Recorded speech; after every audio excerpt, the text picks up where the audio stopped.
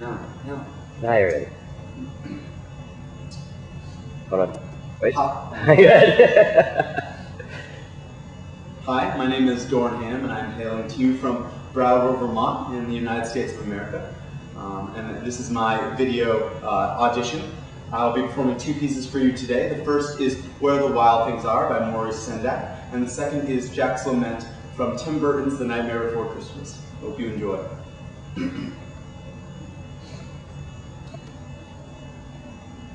The night Max wore his wolf suit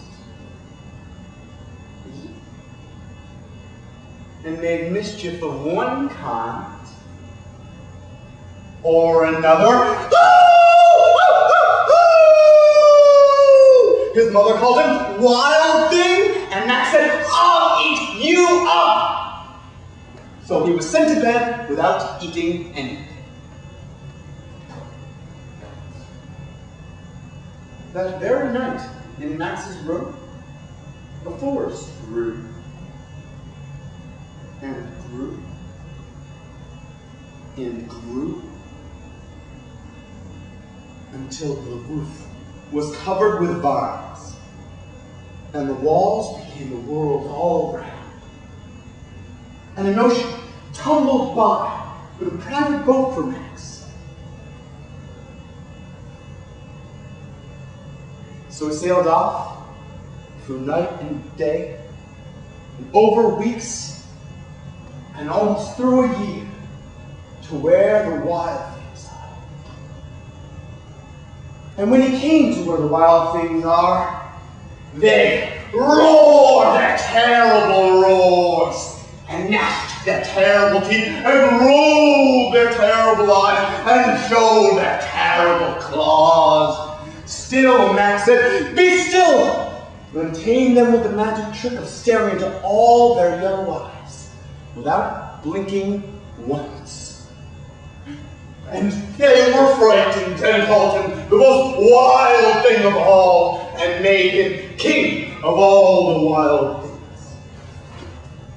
"And now," cried Max, "let the wild rumpus start!"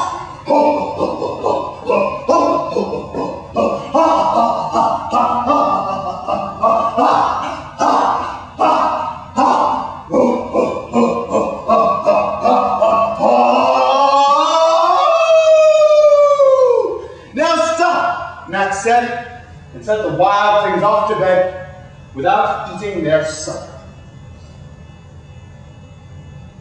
And Max was lonely and wanted to be where someone loved him best of all.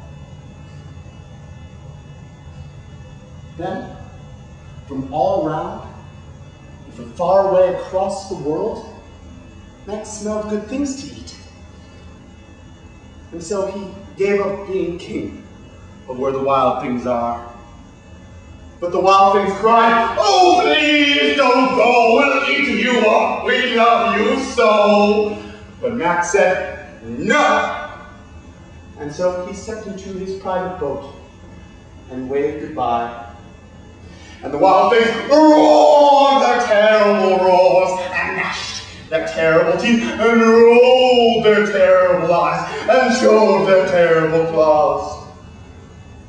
But Max just waved goodbye and sailed back over a year, and through weeks, and through the day and into the night of his very own room, where he found his supper waiting for him.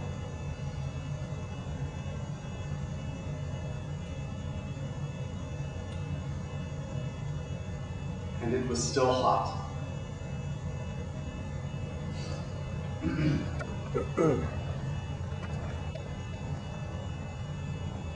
There are few who deny it. What I do, I am the best, for my talents are renowned far and wide.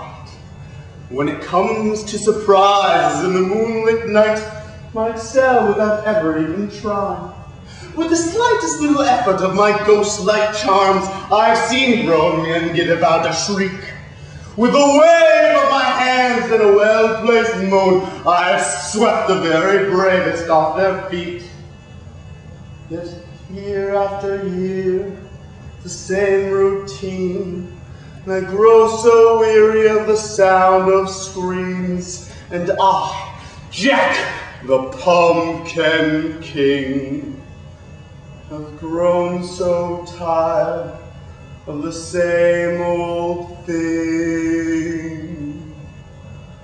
Oh, somewhere deep inside of these bones, an emptiness began to grow. There's something out there far from my own, a longing that I've never known. I'm the master of fright and a demon of light, and I'll scare you right out of your pants. To a guy in Kentucky, I'm Mr. Unlucky, and I'm known throughout England and France. And since I am dead, I can take off my head to recite Shakespearean quotations. No animal nor man can scream like I can with the fury of my recitations. But who here would ever understand that the Pumpkin King with the skeleton grin would tire of his crown? If they only understood, he'd give it all up if he only could. Oh, there's an empty place in my bones that calls out for something unknown. The fame and praise come year after year, does nothing for these empty tears. Thank you very much.